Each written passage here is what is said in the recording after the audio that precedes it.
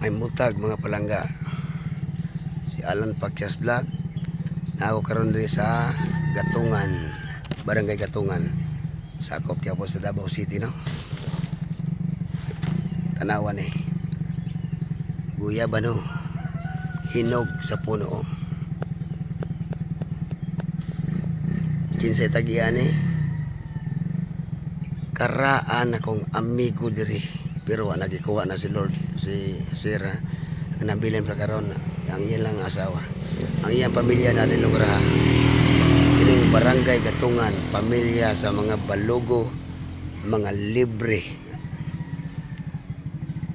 Salamat sa iyong pagdawat na rin napita.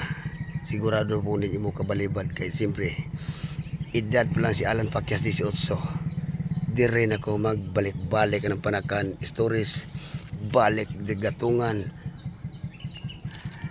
balik-balik lang. Bisag wa ko nananghid, oh? Pwede ko mukaon sa hinog sa punuan ng palangga.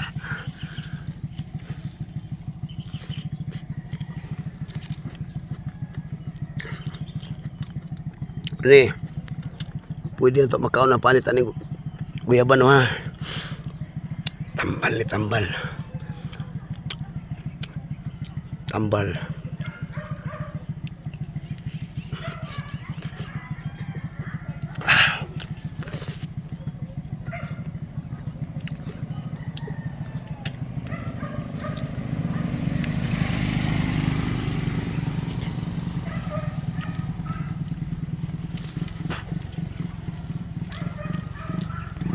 Kaya pa isa mo lang di panginog, ilaw pa. Mga palangga kong pamilya. Ing-anil yung amahan. Wa na mo kay balo sa sulod ko kasing-kasing. Ay taon ko yung palabig pasakit. Bisan pa man yung pagtamay sa kuha. Nagpabilin akong pagmahal.